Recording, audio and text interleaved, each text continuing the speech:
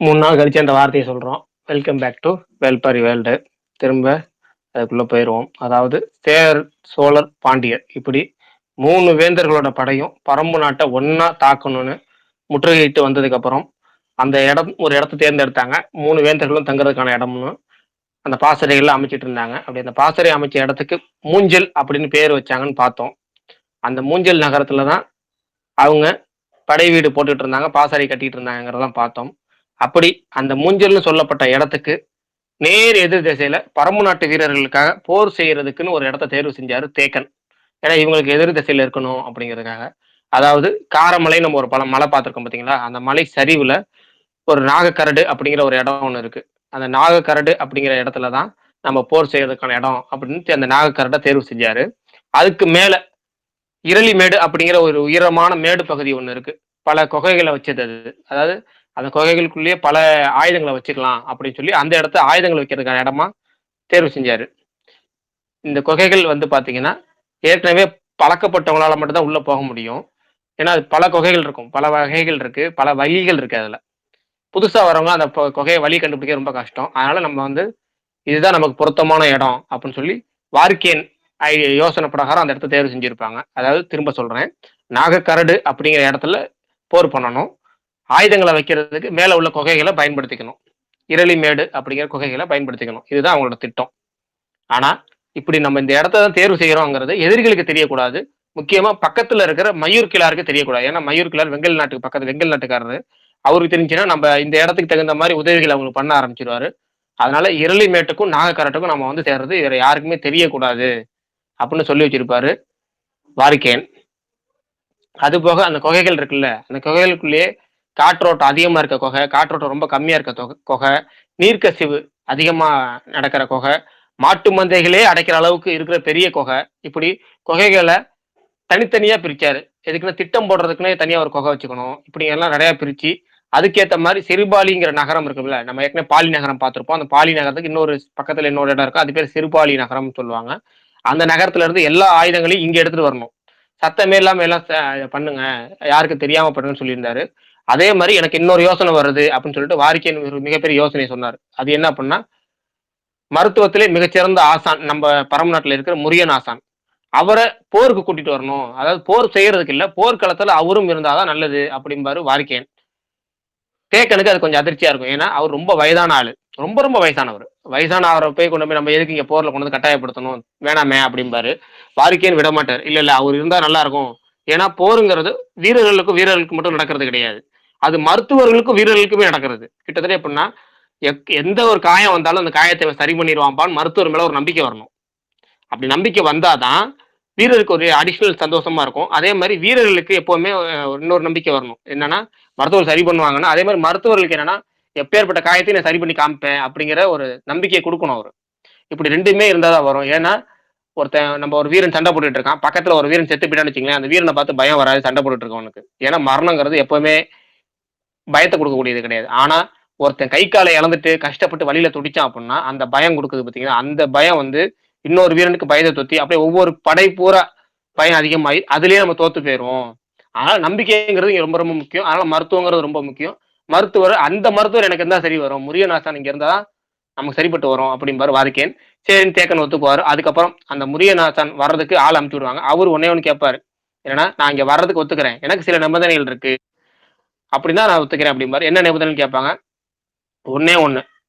என்ன இங்க இருந்து போர்க்களத்துக்கு தூக்கிட்டு போறீங்க அப்படின்னா, அதாவது ஊருக்குள்ள இருக்காருன்னு வச்சுக்க, ஊர்ல இருந்து இங்க இந்த நாகக்கரட்டுக்கு வரணும் அப்படின்னா, என்ன 2 பேர் தான் தூக்கிட்டு வர ஆள் அனுப்பிச்சு விடணும். 2 பேரும் சாப்பிடாம வரணும். நான் என்ன தூக்கிட்டு வர வரைக்கும் சாப்பிடவே கூடாது அவங்க. திரும்ப அந்த இடத்துக்கு வர வரைக்கும் சாப்பிடவே கூடாது அப்படின்னு ஒரு நிபந்தனை கொடுப்பாரு. இவங்களுக்கு கொஞ்சம் அதிர்ச்சியா இருக்கும். ஏன்னா ஒரு 10, 12 நாள் பயணம் செஞ்சு தான் ஊர்ல இருந்து அவரை இங்க கூட்டிட்டு வரணும். அப்படி 10, 12 நாள் ஒருத்தன் சாப்பிடாம வரணும், எப்படி சாப்பிடாம வர முடியும்? அது இருக்கையில வலுவான ஆளை அனுப்பிச்சு விடலாம்னு தேக்கன் சொல்லுவாரு. அப்ப வாரிக்கைன்னு சொல்லுவாரு. என்னன்னா, தேக்கன் அத வலுவான ஆள் யாரையும் அனுப்பாத. இருக்கையிலே பலவீனமான 2 பேர்த்த அமுச்சு விடு அப்படிம்பாரு. ஏங்க அப்படின்னு கேட்கும்போது, அது அவர் சாமர்த்தியம். அவரு ஊர்ல இருந்து கூட்டு வரணும் ஆள் நம்ம கேட்டோம். அவர் என்ன சொல்றாரு, எனக்கு சாப்பிடாம 2 பேர் வரணுங்கிறாரு. நம்ம சாதாரண வீரர்களை அனுப்பு. அவங்க வர்றதும் வராது அவரோட சாமர்த்தியம். அவர் கேட்டதை நம்ம அனுப்புவோம்னு சொல்லி அனுப்பிச்சு விட்டுருப்பாரு. அதே மாதிரி 2 பேர் அனுப்பிச்சு விட்டுருவாங்க. ஆனா 12 நாள் இவங்க யோசிச்சிருப்பாங்க. அவர் 8வது நாளே வந்துருவாரு இங்க. எப்படின்னு எல்லாத்துக்கும் ஒரே அதிர்ச்சியா இருக்கும். என்னன்னா, வரும்போதே அந்த ஆசான் வந்து முருகன் ஆசான்ங்கிறவர் ஒரு புது வகையான மூலிகை ஒண்ணு கையில குடுத்திருப்பாரு. அவங்கள சாப்பிட சொல்லி. அந்த மூலிகை சாப்பிட்டாலும் அவங்க 8 நாளும் பசியே எடுக்காம, எதுவுமே இல்லாம அதிக உற்சாகத்தோட, அதிக உடல் வேகத்தோட தூக்கிட்டு வந்திருப்பாங்க. அந்த மூலிகை பேர் திங்கள் மூலிகை. வரும்போதே ஒரு மருந்து மூலமா ஒரு ஒட்டுமொத்த படையும் ஆச்சரியப்படுத்தி மிகப்பெரிய நம்பிக்கை குடுக்குறதுங்கிறது பரம்பரையர்களுக்கு ரொம்ப உற்சாகமா இருக்கும். ஒரு ஆசான் வரும்போதே வந்து இவ்வளவு பெரிய ஒரு தைரியத்த குடுக்குற மாரி வராரு. அவரால எல்லாமே முடியும் அப்படிங்கிறது இங்க ஒட்டுமொத்தமா நம்பிக்கை வந்துரும். மறுபக்கம் பார்த்தீங்கன்னா, ஏற்கனவே குடில் அமைச்சிட்டு இருந்தாங்கன்னு சொன்னோம் பார்த்தீங்களா? அந்த மூஞ்சல் நகர். அந்த மூஞ்சல்ங்கிற பகுதியில 3 வேந்தர்களுக்கும் குடில் அமைக்கிற வேலை பார்த்துட்டு இருந்தோம்னு சொன்னோம். ஒவ்வொரு கூட்டத்திலயும் ஒவ்வொரு வேந்தர்களா வர ஆரம்பிச்சுருவாங்க. முதல்ல உதயஞ்சேரல் வருவாரு. பயங்கரமான வரவேற்பு இருக்கும். யானைய வச்சு மாலைலாம் போட்டு வரவேற்பாங்க. ஆனா, அவர் தோள்ல ஒரு கருங்குரங்கு கட்டி ஒண்ணு இருக்கும். அதாவது அது வந்து எப்படி சொல்றதுன்னா, ஒரு ஒரு குரங்கு குட்டின்னு சொல்லலாம். அதுதான் வந்து கருங்குரங்கு குட்டின்னு சொல்லுவோம். அந்த கருங்குரங்கு குட்டி ஒண்ணு இருக்கும். அந்த குட்டிய கையில தோள்ல வச்சிருக்காருங்கிறது முசுகுந்தருக்கு புரியாது. முசுகுந்தர் அங்க தான் தலைமை அமைச்சரா இருப்பாரு. என்னடா இது சம்மந்தம் இல்லாம ஒரு குரங்கு குட்டிய தூக்கிட்டு வராரு, அப்படின்னு யோசிச்சுட்டே இருப்பாரு. அடுத்த நாள் காலையில சோழ பேரரசர் வருவாரு. அவரு வரும்போது மிக பிரமாண்டமான வரவேற்பு இருக்கும். யானைலாம் மாலை போட்டு வரவேற்கும். 2 பேரரசர்களையும் இப்படி ஒரு நல்லா பயங்கரமா வரவேற்றிருப்பாங்க. 3வது முறை சாயங்கால வேளையில பாண்டியர் வரதா சொல்லியிருப்பாங்க. ஆனா சோழன் வரும்போதே 2 சோழன்கள் வருவாங்க. எப்படின்னா, செங்கன சோழனும் வருவாரு, சோழவேலனும் வருவாரு. ஏன்னா, செங்கன சோழன் கால்ல அடிபட்டு போர்ல பங்கேற்க முடியாது. ஆனா மற்ற 2 வேந்தர்களும் நேர்ல போரடி அதாவது போருக்கு நேரடியா பங்கேற்கிறாங்க. யாரு சேரனும் பங்கேற்கிறான் உதயஞ்சேரல், சோழன் சார்பா பொதிய வெப்பன் பங்கேற்கிறான். அப்படிங்கிற பட்சத்துல, நம்ப சோழன் வந்து பங்கேற்கலன்னா ரொம்ப ஆபத்தா போயிரும். பாண்டியன் சார்பா வந்து பொதியவேற்பன் பங்கேற்கிறான். சேரன் சார்பா வந்து உதயஞ்சேரல் பங்கேற்கிறான். நம்ம சோழன் சார்பா யாராவது ஒருத்தர் வேணும். அது அப்படி பங்கெடுக்கலன்னு நம்ம மண்ணுக்கே அவமானம் சொல்லிட்டு, பையனுக்கு பதிலா அப்பா பங்கேற்க வருவார். அதனால சோழவேலன் வந்திருப்பாரு அங்க. அன்னைக்கு சாயங்காலம் சொன்ன மாரியே பாண்டியன் மிகப்பெரிய சத்தத்தோட, ஆரவாரத்தோட, வரவேற்போட உள்ள அந்த பாசறைக்குள்ள நுழைவாரு. இப்படி 3 வேந்தர்களும் அந்த மூவெஞ்சல் அப்படிங்கிற இடத்துக்கு வந்து சேர்ந்துருவாங்க. மறுபக்கம் நம்ம ஏற்கனவே சொன்ன மாரி பரம்பு வீரர்கள் அவங்களுக்கான ஆயுதங்கள தயார்படுத்திக்கிட்டே வருவாங்க. 2 பக்கமும் போர் அப்படின்னாலே உங்களுக்கு தெரியும். ஏகப்பட்ட ஆயுதங்கள் பயன்படுத்துவாங்க நமக்கு தெரியும். வில்லு, அம்பு, வாள் பல ஆயுதங்கள் நம்ம பார்த்திருக்கோம். அதுல எல்லாமே பயன்படுத்துவாங்க நமக்கு தெரியும். ஆனா இதுல பரம்பு வீரர்கள் இருக்காங்கல்ல, அவங்க வந்து மூங்கிலால செய்யப்பட்ட வில்ல பயன்படுத்துவாங்க. அவங்க அந்த உலோகத்தால அதாவது இரும்புன்னு சொல்லுவோம்ல, இரும்பு வில்ல பயன்படுத்துறது கிடையாது. அந்த இரும்பு வில்ல பயன்படுத்துறது யாருன்னா மூவேந்தர்கள் தான். அந்த சேர சோழ பாண்டியர்கள் தான். அதுலயும் பாத்தீங்கன்னா, அந்த அரசர்கள் தான் அப்படி பயன்படுத்துவாங்க. வீரர்கள் இருக்காங்கல்ல, அவங்க பனைமட்டையால செய்யப்பட்ட வில்லோ அல்லது மூங்கிலால் செய்யப்பட்ட வில்லு இப்படித்தான் பயன்படுத்துவாங்க. அதுலயும் பல விதங்கள் இருக்கு. 5 முடிச்சு போட்ட வில்லு, 7 முடிச்சு போட்ட வில்லு, 9 முடிச்சு போட்ட வில்லுன்னு வில்லுலயே பல வகை இருக்கு. ஏற்கனவே சொன்ன மாரி ஆயுதங்கள்ல ரொம்ப பல வகைகள் இருக்கு. எப்படின்னா 20 வகையான வாளு, 8 வகையான வேல்கள், 3 வகையான குறு வாள்கள்னு சொல்லுவோம். அப்புறம் 3 வகையான தண்டங்கள், 3 வகையான கேடயங்கள்னு இப்படி பல வகைகள் இருக்கு. எந்தெந்த வீரர்களுக்கு எப்படி எப்படி ஆயுதம் தரணும், எது எது தேவை அப்படிங்கிறதெல்லாம் வந்து ஆயுத கூடத்துல நிர்ணயிக்க வேண்டிய பொறுப்பு. அதனால ரொம்ப அனுபவசாலி யாரோ அவங்கள தான் அந்த போர்ப்படை அதாவது ஏற்கனவே பல போர் கண்டவங்க தான். வயதான ஆட்கள் தான் அவங்க வந்து இந்த ஆயுத வாரியா வச்சிருப்பாங்க. ஆயுதங்கள் கொடுக்க வேண்டிய பொறுப்பா வச்சிருப்பாங்க. ஏன்னா திரும்பி தளபதிக்கே உத்தரவு குடுக்குற மாரி இருக்கும். ஏன்னா இப்ப தளபதி யார் சொல்லியும் கேட்க மாட்டாங்க. ஆனா ஆயுத வாரி சொல்ற சொல்ல கேட்டு தான் ஆகணும். ஏன்னா இந்த ஆயுத வாரி இந்த பொருள் தான்யா இருக்கு. இதுதான் இல்ல. இத வச்சு சமாளிங்க போற அப்படின்னு சொல்லக்கூடிய அளவுக்கு இருக்கணும். அதனால 2 தரப்புலயுமே நல்ல வயதான ஆட்கள அந்த ஆயுதவாரி அப்படிங்கிற வேலைக்கு வச்சிருப்பாங்க. ஏற்கனவே சொன்ன மாரி இந்த பணிக்கு பேரு ஆயுதவாரி அப்படின்னு சொல்லுவாங்க. பரம்பு சார்பா முதுவேலன் அப்படிங்கிற ஒருத்தர் அந்த அந்த வேலையில வந்து பொறுப்பு குடுத்திருப்பாங்க. உள்ள அந்த குகைக்குள்ளேயே ஒரு குகை இருக்கும். அந்த குகைக்குள்ளயே இன்னொரு குகை இருக்கும். நெறைய குகை போயிட்டே இருக்கும். ஏற்கனவே நம்ம பார்த்திருக்கோம்ல பல வகையான குகைகள்னு. அதுல காத்தே அதிகம் போகாத குகைன்னு ஒண்ணு சொன்னோம் பார்த்தீங்களா? அந்த இடத்துல ஆயுதங்கள் செய்யறதுக்கான குகைய வச்சுக்குவாங்க. ஏன்னா நெருப்பு பத்த வைக்கணும், காத்து வந்து அணைக்கக்கூடாதுங்கிற மாரி அத ரெடி பண்ணிக்குவாங்க. பரம்பு வீரர்கள் இவ்வளவு பெரிய எவ்வளோ பெரிய போர்கள் நடத்தியிருந்தாலும், வாள் சண்டைங்கிறது அதிகமா போட்டது கிடையாது. அவங்க வாள் சண்டைங்கிறது ரொம்ப கம்மி தான். ஆனா வாள் சண்டை போட்டா உயிருக்கு ரொம்ப ஆபத்து வரும். அதனால அவங்களுக்கு இப்ப என்ன தேவைன்னா, உடல் கவசம் தேவைப்பட்டுச்சு. ஏன்னா இதுவரைக்கும் அவங்க வில்லு, அம்புன்னு தூரத்துல வச்சே சண்டை போட்டுருக்காங்க. ஈட்டி வச்சு பயன்படுத்தியிருக்காங்க. வாள் சண்டைங்கிறது ரொம்ப எதிரிகள் பக்கத்துல இருந்து சண்டை போடுறது. வேந்தர்கள் நெறைய பேரு இரும்பினால செய்யப்பட்ட ஆயுதங்கள் வச்சிருக்காங்க, கவசங்கள் வச்சிருக்காங்க. அதுல பெரிய வீரர்கள் மட்டும் தான் வச்சிருக்காங்கன்னாலும், இங்க நமக்கு எல்லாத்துக்குமே தேவை அப்படிம்பாரு இந்த முதுவேலன். இந்த ஆயுத வாரியா வராருல்ல, அவரு கேட்பாரு. ஏன்னா 3 வேந்தர்கள்லயும் முக்கியமான வீரர்கள் மட்டும் தான் கவசம் போடுறாங்க. ஏன்னா, அவங்கள்ட்ட எண்ணிக்கை ரொம்ப அதிகம். ஆனா, நம்ம பரம்பு நாட்டுல எண்ணிக்கைங்கிறது ரொம்ப ரொம்ப ரொம்ப கம்மி. அப்ப நம்ம எல்லா வீரர்களும் நமக்கு முக்கியம். ஆனா எல்லா வீரர்களுக்கும் கவசம் தயார்படுத்தணும் அப்படிம்பாரு. எதுக்கும் நம்மளோட முருகன் ஆசான் கிட்ட கேட்டுக்குவோம். அதுக்கு ஏதாவது வழி இருக்கான்னு கேட்பாரு. முருகன் ஆசான் என்ன சொல்லுவார் அப்படின்னா, மெய்யுறை அதாவது கவசம். அந்த உயிர் கவசங்கிற மெய்யுறை இருக்குல்ல, அத தயாரிக்கணும் அப்படின்னா, எல்லாத்துக்கும் தயாரிக்கணும் அப்படின்னா, நம்ம வந்து உலோகத்தினால தயாரிச்சா வேலைக்கு ஆகாது. நாள் கம்மியா இருக்கு. அதனால சிவப்பு சித்திர மூலக்கொடி இருக்குல்ல, அந்த மூலக்கொடி தேடி கண்டுபிடிச்சு எடுங்க. அப்படி இல்ல செங்கொடி எடுங்க அப்படின்னு சொல்லியிருப்பாரு. 2 கொடி எவ்வளவுக்கு எவ்வளவு கிடைக்குமோ எல்லாத்தையும் எடுத்துட்டு வாங்கன்னு சொல்லியிருப்பாரு. ஏற்கனவே இங்க வந்து சேர்ந்த வீரர்கள் தவிர மத்த பொதுமக்களுக்கு எல்லாம் அந்த தகவல சொல்லுவாங்க. எல்லாமே தயார்படுத்தி கொண்டு வந்துட்டு இருப்பாங்க. அப்படி தயாரானதுக்கு அப்புறம் வேட்டுவன் பாறையில இருந்து கபிலரும், பாரியும் இப்ப யர்லிமேடுக்கு வந்துகிட்டு இருப்பாங்க. ஏன்னா, அது தயார் பண்றது இப்ப எல்லாமே இங்க வந்து சேர்ந்துட்டாங்க. இப்ப வந்து கபிலரும், பாரியும் வர்றதா இங்க வர்றதா இருந்துச்சு. அவங்க வேட்டுவன் பாறையில இருந்தாங்க. அவங்க இங்க வந்திருப்பாங்க. வரும்போது நெடுங்குன்று அப்படின்னு ஒரு குன்று பார்த்தோம்ல, அந்த பகுதி வழியா வருவாங்க. அங்க கண்ணு கெட்டுற தூரம் வரைக்கும் ஏற்கனவே பார்த்த மாரி 3 வேந்தர்களோட படையும் பயங்கரமா இருக்கும். பரவி இருந்துச்சு. பார்க்கறதுக்கே வந்து கபிலரே வந்து ஏற்கனவே நம்ம பார்த்திருப்போம். அதிர்ச்சி ஆகுற மாரி தான் இருப்பாரு. அந்த பரம்பு வீரர்கள் இந்த கரட்டு மேட்ல இருக்கிறதையும், அந்த பகுதி 3 வேந்தர்களோட படையும் இருக்கிறதையும் 2 சைடும் பார்த்துக்கிட்டே வருவாங்க. ஒரு பக்கம் நீலனும், ஒரு பக்கம் உதிரனும் காவல் காத்துட்டு இருப்பாங்க. எத எப்ப வேணாலும் போர் மூளலாங்கிற மாரி. அந்த நெடுங்குன்று பகுதின்னு இருக்குல்ல, அந்த நெடுங்குன்றி பகுதியில இங்க பரம்பு சார்பா பெரிய பெரிய தலைவர்கள் தேர் மூலமா சண்டை போடுவாங்க தெரியுங்களா? அவங்களுக்கான தேர் படைக்காக தேர்கள் செஞ்சுட்டு இருக்க வேலை நடந்துருந்துச்சு. அந்த வேலைய வேட்டூர் பழையனும், காளம்மனும் பார்த்துக்கிட்டு இருந்தாங்க. தேரோட உறுதி, வலிமை, அதோட திறப்பு தன்மை எல்லாத்தையும் சொல்லிக்கிட்டு இருந்தாங்க. அங்க இருந்து இப்ப இரளிமேட்டைக்கு புறப்பட்டு வர்றாரு பாரி. ஏற்கனவே நம்ம சொன்ன மாரி 3 வேந்தர்களும் அந்த ஊஞ்சலுக்குள்ள வந்துட்டாங்க. வந்ததுக்கப்புறம் அவங்களுக்குள்ள ஒவ்வொருத்தவங்க பரிசு குடுத்து வரவேத்துக்குவாங்க. அவங்க ஏற்கனவே நம்ம சொல்லியிருக்கோம். 3 வேந்தர்களும் தனித்தனியா பேசினாலும் இப்ப மூஞ்சல் நகர்ங்கிற ஒரே பகுதியில வசிக்க போறாங்கங்கிறப்ப, அவங்களுக்குள்ள பரிசு குடுத்து வரவேற்கிறதுல எல்லாம் சந்தோஷமா நடந்துட்டு இருக்கும். அப்ப எல்லாரும் சேர்ந்து ஒரே இடத்துல அங்க ஆள் இல்லாத ஹிப்பாலஸுக்கு நன்றி சொல்லியிருப்பாங்க. அப்பாடா நம்மள சேர்த்து வச்சது ஹிப்பாலஸ் தான். ஹிப்பாலஸ்க்கு நன்றின்னு சொல்லி ரொம்ப சந்தோஷமா மது வந்து அதெல்லாம் நடந்துட்டு இருக்கும். அது போக நாட்கள் நகர நகர நகர நகர படைகளை தயார்படுத்திக்கிட்டே வருவாங்க அந்த 3 வேந்தர்களும். இங்க 2 பக்கமே தயார் பண்ணுவாங்க. ஒண்ணு என்னன்னா, அங்க வந்து மொத்தம் நல்லா நல்லா ஞாபகம் வச்சுக்கங்க. இது வந்து ரொம்ப கதைக்கு வந்து ரொம்ப முக்கியமான இடம். போர் வந்துருச்சுங்கிறப்ப நம்ம எல்லாத்தையும் கற்பனை பண்ணிக்கணும். மொத்தம் எத்தனை படைகள் இருக்குங்கிறத பார்த்துக்குவோம். வில் படை, அதாவது வில்லு வச்சு சண்டை போடுறது. வில் அம்பு வச்சு. அடுத்து வாள் படை, வாள வச்சு சண்டை போடுறது. வாள்லாம் உங்களுக்கு தெரியும். ஏற்கனவே நம்ம படங்கள்ல காமிக்கிற மாரி எம்ஜிஆர் பாப்பார்ல அது மாரி வாளு. அடுத்து குதிரைப்படை, தேர்ப்படை, யானைப்படை. இப்படி 5 வகையா படைகள பிரிச்சுக்குவாங்க. இந்த 5 வகைக்கும் 5 தளபதி ஏற்படுத்திக்குவாங்க. எப்படின்னா விற்படைக்கு தளபதியா துடும்பன் அப்படிங்கிறவன். யாருன்னா அந்த மூவேந்தர்கள் சார்பா துடும்பன். அவன் வந்து வில்படைக்கு தளபதி. வால்படை அப்படிங்கிறவனுக்கு சாகலைவன் தளபதி. சாகலைவன் நம்ம ஏற்கனவே பார்த்திருப்போம். மதுரையில இருந்தவன். குதிரைப்படைக்கு உருமன் கொடி அப்படிங்கிற ஒருத்தன். தேர்ப்படைக்கு நகரி வீரன் அப்படிங்கிற ஒரு வீரன். அவன் பேரே நகரி வீரன் தான். யானைப்படைக்கு உச்சாங்காரி. அவன் பேர் உச்சங்காரி அப்படின்னு சொல்லுவாங்க. அந்த உச்சங்காரிங்கிறவன் தளபதி. இப்படி ஆளுக்கு ஒரு தளபதி அப்படிங்கிறத 5 தளபதி நியமனம் பண்ணிடுவாங்க. 3 வேந்தர்களுக்கு கட்டுப்பட்டு 3 வேந்தர்கள்லேருந்து ஆட்களை தேர்ந்தெடுத்து தளபதியா நியமிச்சிருப்பாங்க. இந்த 5 தளபதிகளுக்கும் தளபதியா மாபெரும் தளபதியா யாருன்னா கருங்கை வாணன தேர்வு செஞ்சிருவாங்க. அதே மாதிரி ஏற்கனவே சொன்ன மாதிரி சேரன் சார்பில் உதயஞ்சேரல் நேரடியா போர்க்களத்துக்கு வராரு. பாண்டியன் சார்பில் அந்த புதிய வெப்பன் இருக்கான்ல அந்த புதிய வெப்பன் போர்க்களத்துக்கு வருவான். சோழனோட சார்பா சோழ வேலன் வராரு. அவங்க அப்பா சோழவேலன் செங்கன சோழன் அப்பா வராரு. இதுதான் முடிவு பண்ணிருப்பாங்க. சண்டையில வந்து இறங்கிக்கிற நேரடியா வந்து தயாரிக்கிறது. இப்ப எல்லாமே தயார் நிலைக்கு வந்துச்சு. இப்ப என்னைக்கு போற தொடங்குறது அப்படிங்கறது அவங்களுக்குள்ள கேள்வி வந்துடும் 3 பேருக்கும். நம்ம நல்ல நாள் பார்த்து தொடங்குவோம். அப்போ ஜோசியக்காரன் வேணும். அப்படின்னா நம்ம சொல்ற பாசையில ஜோசியக்காரன், அவங்க பாசையில கணியன் அப்படின்னு சொல்லுவாங்க.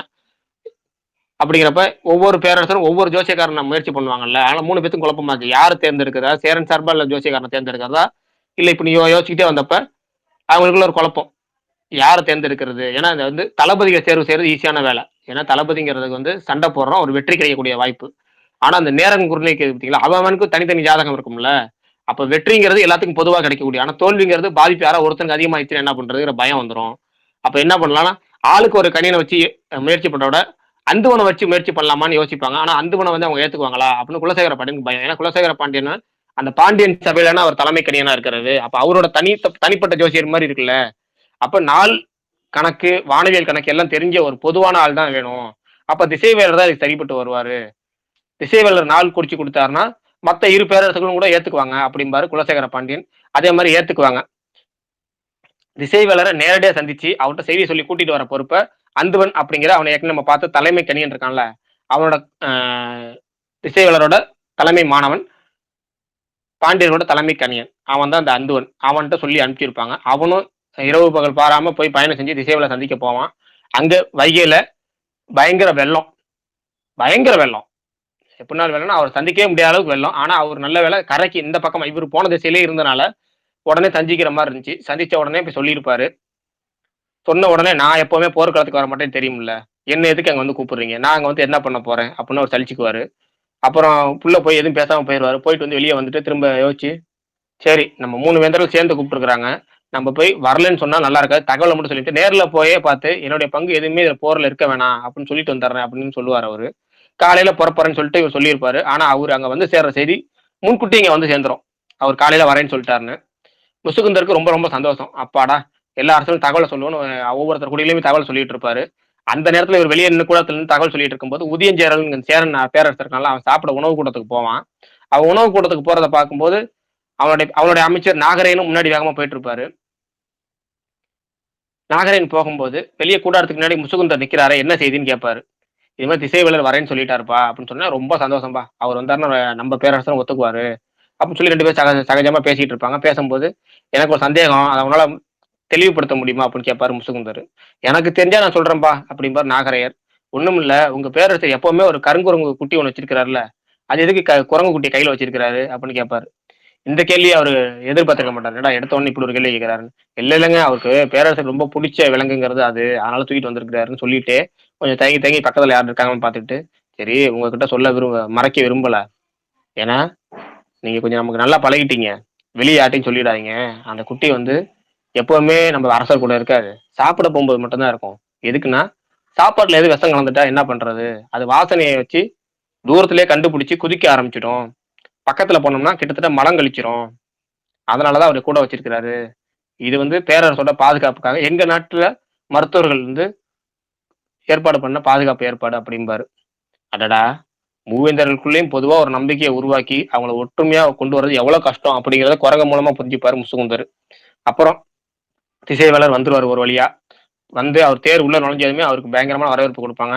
அப்புறம் மிகப்பெரிய ஒரு உணவு விருந்து ஏற்பாடு பண்ணியிருப்பாங்க. அவர் எனக்கு எதுவுமே வேணாம். நான் வாழைப்பழம் மட்டும் எடுத்துக்கிட்டு வாழைப்பழத்த மட்டும் எடுத்துக்கிட்டு நேரா நான் ஃபர்ஸ்ட் அரசர சந்திச்சுட்டு நான் வரேன். இந்த போர்ல எதுவும் பங்கேற்க வாய்ப்பு இல்லைங்கிற சொல்லிட்டு வந்தாருன்னு சொல்லிட்டு போவாரு. போன உடனே மூவேந்தர்களும் ஏற்கனவே அந்த கூடாரத்துக்குள்ள மூவேந்தர்கள் இருப்பாங்க. கூட சோழவேளன் ஏற்கனவே செங்கன சோழனோட அப்பா இருப்பாரு. பாண்டியரோட மகன் பதவியேற்பு இருப்பான். தலைமை அமைச்சர்கள்ல முசுகுந்தர் மட்டும் அங்க இருப்பாரு. மத்த எந்த அமைச்சர்களும் இருக்க மாட்டாங்க. ஏன்னா முக்கியமான சந்திப்புங்கிறனால. திசைவேலர் பார்த்த உடனே எல்லாரும் எப்பவும் போல வணக்கம் சொல்லிட்டு பேச ஆரம்பிச்சுருவான். குலசேகர பாண்டியன் எடுத்த உடனே கட்டி பிடிச்சு வரவேற்று நேரடியா விஷயத்துக்கு வருவாரு. என்னன்னா, இந்த வரலாறு காணாத பெரும்போர் நடத்துறதுக்காக தான் முதல்லயே இந்த 3 வேந்தர்கள் சேர்ந்திருக்கிறோம். அந்த போருக்கு நீங்க ஒரு நாள் குறிச்சு தரணும் அப்படிம்பாரு. எடுத்த உடனே இவருக்கு ஒரு கோவம் வரும். என்னன்னா, பழி நலத்துக்கு நான் குறி சொல்ற பழக்கம் எனக்கு இல்ல. அந்த இழிவான செயல நான் செய்ய மாட்டேன்னு சொல்றதுக்கு தான் வருவாரு. ஆனா 3 பேரரசர்களும் ஒண்ணா இருக்கனால, அப்படி சொன்னா சரியா இருக்காதுன்னு சொல்லிப்புட்டு, இந்த போர தடுக்க வேற வழியே இல்லையான்னு கேட்பாரு. அதான் என்னடா இது? போர்க்காலம் தொடங்குறதுக்கு நாள் குறிக்க இவர்ட்ட நம்ம கேட்டோம்னா, இவரு எதிர்மறையா பேசுறாரே! இது சரிப்பட்டு வராதே! கெட்ட சகுனம் மாரி இருக்கே! எடுத்த உடனே போர தடுக்கணுங்கிறாரே! அப்படின்னு உதயஞ்சேரல் நினைக்க, இது சரிப்படாதுன்னு சொல்ல வருவான். அதுக்காட்டி குலசேகர பாண்டியன் பேச்ச மாத்துறதுக்காக, என்னங்க உங்க கால் முன்னாடிலாம் உட்கார்ந்து நீட்டி முடிக்க முடியாது. இப்ப உட்கார்ந்து சம்பளங்கள்லாம் போட்டு பேசுறீங்களே! அப்படின்னு பேசுவாரு. இவரு கால் சரியான பத்தி பேசும்போது பரமநாடு, இந்த வளம அந்த இது பரமநாட்டுல ஒரு ஞாபகம் வந்துட்டு போயிரும் திசைவேலருக்கு. அதான் சொல்லுவாரு. என்னன்னா, அது வளமிக்க மண்ணு. ரொம்ப வளமா இருக்கு. அதையே நம்ம வீணாக்கணும், பால் படுத்தணும் அப்படின்னு கேட்கும்போது, ஆமா. வளத்த தானும் பயன்படுத்தாம, மத்தவங்களும் பயன்படுத்தாம இருக்கிறது இயற்கைக்கு தடுக்கிற மாரி தானே! அப்படிம்பாங்க குலசேகர பாண்டியன். அது அவங்களுக்கான வந்து பயன்படுத்துற உரிமை தானே! நீங்க ஏன் கேட்கிறீங்க? அதாவது எப்படின்னா, நீங்க வந்து அவர்ட்ட பேசி பார்க்கணும்ல. பேசி பார்க்காமலே நீங்க ஏன் போர் பண்ணணும்னு நினைக்கிறீங்க? அப்படிம்பாரு திசைவேலர். கொஞ்ச நேரம் திரும்ப அமைதியாயிரும். என்னடா என்ன சொல்றதுன்னு தெரியாம போயிரும். சேரனுக்கும், சோழனுக்கும் அமைதியா இருப்பாங்க. ஏன்னா வயசுல மூத்தது குலசேகர பாண்டியன் தான். அவனே பேசட்டும். நம்ம அமைதியா இருப்போம்னு அமைதியா இருப்பாங்க. குலசேகர பாண்டியனுக்கு மனசுக்குள்ள சங்கடம். என்னடா தேவையில்லாம இவர கூட்டிட்டு வந்து நம்மளே சிக்கல ஏற்படுத்திட்டோமோ! இவரு நாள் குறிச்சு குடுப்பாருன்னு பார்த்தா, போற நிப்பாட்டுறதுக்கு வழி கேட்கிறாரே! அப்படின்னு யோசிச்சுட்டு இருக்கும்போதே, திசைவேலர் அடுத்து சொல்லுவாரு. என்னன்னா, சரி இந்த 3 பேரரசர்களும் ஏதாவது ஒரு வழி இருக்கா பாருங்க அப்படிம்பாரு. நீங்களே வழி சொல்லுங்கன்னு அவங்களும் சொல்லும்போது, சரி இந்த 3 பேரரசர்களும் போற்றக்கூடிய ஆளுங்கிறவரு பெரும்புலவர் கபிலர். இருக்கையிலே பெரிய புலவர் அவருதான். அவருதான் இந்த உங்க 3 பேரரசர்களும் ரொம்ப ரொம்ப புடிச்ச ஆளு. அவரு இப்ப வந்து பாரிக்கு ரொம்ப நெருங்கிய தோழர் ஆயிட்டாரு. அப்ப நீங்க அவரு மூலமா பேசி பார்க்கலாம்ல. நீங்க பேசி பார்த்தா 3 வேந்தர்களுக்குள்ளும் சமாதானமா போயிரலாம். குலசேகர பாண்டியன் யோசிக்க ஆரம்பிச்சுருவாரு. அவர் இப்படி சொன்ன உடனே. ஏன்னா, பாரி வந்து ஒத்துக்குவானா? கபிலர் கபிலர் வந்து அதுக்கு பேச வருவாரா? அப்படின்னு யோசிச்சிருப்பாங்க. சரி, இவருக்காக திசைவேலர் இவ்வளவு தூரம் கேட்டாரு. அதனால வந்து பாரிக்கிட்ட பேச்சுவார்த்தை நடத்துறதுக்காக கபிலரை கூட்டு வர சொல்லி அனுப்பிச்சு விடுவாங்க. கபிலர் பேச்சுவார்த்தைக்கு வந்தாரா? திசைவேலரோட முடிவை ஏத்துக்கிட்டாங்களா? கபிலருக்கு சம்மதிச்சாரா, போர் உடனே தொடங்குனுச்சா இல்லையாங்கிறத ஒரு மிகப்பெரிய எபிசோட நம்ம நாளைக்கு பார்க்கலாம். ஏன்னா இதுக்கப்புறம் வந்து ஒரு பரபரப்பு போர் காட்சிகளும், திசைவேலரும் கபிலரும் என்ன ஆனாங்க அப்படிங்கிறதும் ஒரு முக்கியமான இடமா மாறும். ஏன்னா கபிலர் வந்து பேச சமாதானத்துக்கு வருவாரு. ஆனா அதுக்கப்புறம் என்ன ஆகும் அப்படிங்கறதெல்லாம் வந்து நாளைக்கு ஒரு மிகப்பெரிய எபிசோட்ல பார்க்கலாம். இந்த எபிசோடு உங்களுக்கு வந்து ஒரு ஆசுவாசப்படுத்துற மாதிரி எபிசோடு, ஒரு ஞாபகப்படுத்துற மாதிரி எபிசோடு தான். எப்படின்னா ஒரு கேப் விட்டு வந்திருக்கோம், ஒரு ஞாபகப்படுத்துறோம், அது ஒரு என்ன நடந்துச்சு அப்படிங்கிற ஒரு டீட்டெயிலா நம்ம சொல்லுவோங்கிறதுக்கான எபிசோட சொல்லியிருக்கேன். பார்த்துட்டு எப்படி இருக்கு, கேட்ட வரைக்கும் எப்படி இருக்கு அப்படிங்கிறத சொல்லுங்க. நாளைக்கு எபிசோட்ல மீண்டும் சந்திப்போம்.